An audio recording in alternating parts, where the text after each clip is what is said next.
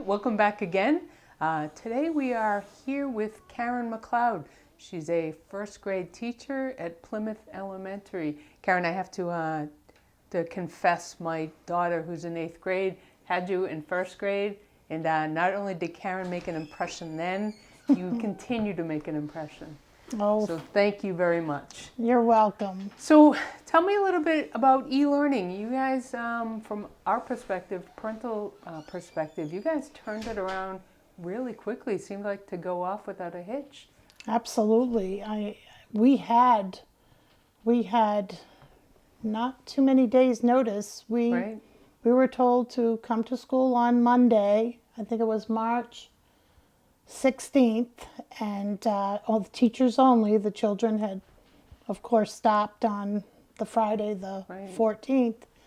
And we spent the day, the teachers, working to get 3 weeks worth of work I teach first grade, as you said. So 3 weeks worth of work in file folders for our parents to begin this distance learning, is what we called it at first. And everybody pulled together. Teachers, staff, support staff, they were wonderful. Administration was very supportive. And we thought initially as first grade teachers, my team, that we would only do the hard copy folders and work. And we thought in 3 weeks we'll probably revisit that. But then, of course, that wasn't going to be the case. And we managed to pull it off with the expertise of everybody involved in the school district. I mean, I had colleagues like Geneva Sambor, who worked at M&M Scoops, and she's a technology wizard, so she was offering support to me. And Jeff Lyons, our integration technology teacher, he set up a Google Classroom for the grade 1 team. And we thought, are we really going to be able to do this with first graders? But of course it involves the parents. The parents are the real champions, because after 3 weeks of hard copy learning, then we moved to technology. And I meet with my students. We Zoom once a week on Monday mornings. I meet with the students, and it's fabulous. I mean, it certainly doesn't replace teaching in the building. The building's closed, but school is not closed. The online learning is taking place, and it's guided by the parents and their providers that they may have helping them out. Because some of our parents are still working. They're first responders. Some of the parents, those who are clerks at the local markets. And, the parents are really, they've stepped up to the plate. They're the heroes in all of this for me as a school teacher, because without their support, I wouldn't be able to connect with the students. So how has connecting to the students been? A little more complicated, a little more different? Well, I'd like to say this is why I have the gray hairs today. I think we all do. But I've learned so much. I've had to, when I'm not communicating with my parents through email or Google Classroom, I am preparing lessons that I video myself doing, and then I render them and get them ready to go for the following week. My team, my grade level team, Mrs. Apriliano, Mrs. Kilduff, and Mrs. Switzer, who at the same time, she was coming in to be a long-term substitute, because one of my colleagues, Kristen Kilduff, she was leaving after week 1 to have her baby. So we've brought in a long-term sub, and she's participating in the Google Classroom along with Mrs. Apriliano and myself, and we balance it out. We We meet on Zoom on a weekly basis. We plan out the following week. That's what all my notes are. And then we craft a letter. We draft a letter each week to our parents that just offers a guide for the week for the parents that covers all the different topics we want their children to be working on. Right. But nothing is mandatory.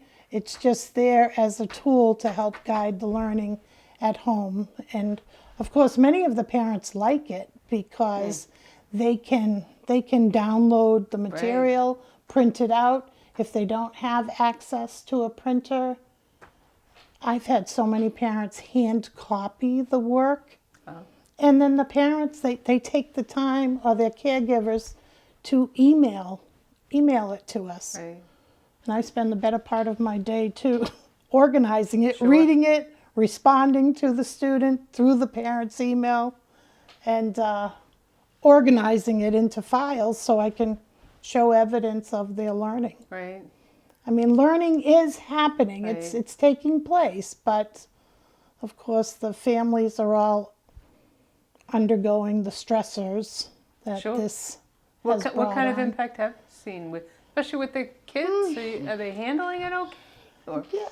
Well, it's a little bit emotional at times. One time when I was Zooming with the class, a child disappeared from the meeting. Oh, So man. then you thought, oh, I wonder what that was all about. So, I have the time when the meeting closes and I process and I write my notes. I can then take that time to email the parent to say, hey, I noticed your child left the meeting. Is everything okay? And it turns out something we were talking about reminded her of her grandparent who had just had a heart attack. oh, wow.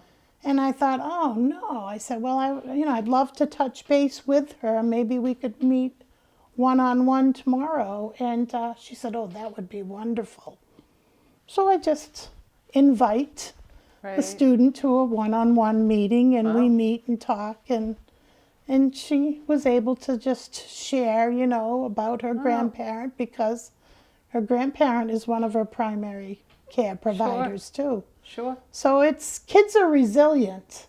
They are resilient, but this change is different. Right.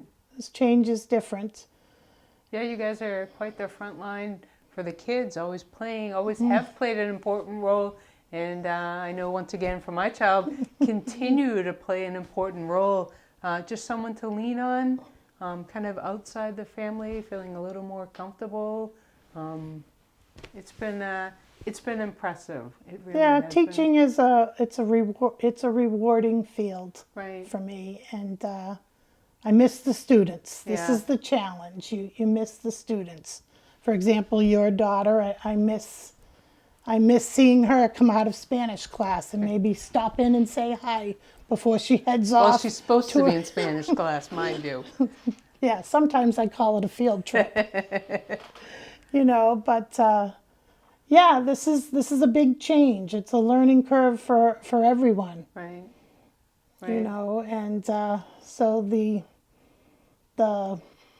biggest thing to remember is to really keep the communication lines open with your students, and that's what I try to do. I never in a million years thought Sure. this is how I would be teaching. This is 30 years for me. 30 years and 30 more to go. 30 more to go. Sure. Any thoughts, any closing thoughts on what it will look like come September? Well, I think the key word throughout all of this has been fluid. Right. Everything is fluid. It's always changing. We're beginning to talk. We're beginning to talk to one another about what the fall could look like, but nothing is etched in stone. Right. I think, administration and the faculty and staff have all stepped up to the plate and are doing a remarkable job. But I think we pride ourselves in that here at Plymouth. Right. We've got a great school district. Yep. All right. Well, thank you, Karen. Thank you for everything you're doing. I know the kids and the parents appreciate it. Oh, you're welcome. My pleasure.